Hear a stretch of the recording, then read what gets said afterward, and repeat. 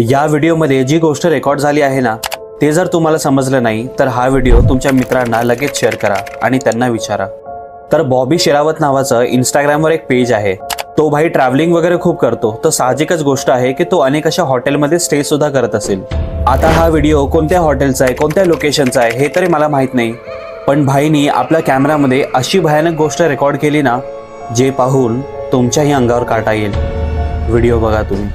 दिखाता हूँ ये देखो, ये मैं बेड पे चढ़ा, ये शीशा है और ये शीशे पे यहाँ पर पैर के निशान है, वो इतना बड़ा. सबसे बड़ी बात है कि ये पैर के निशान उल्टे हैं.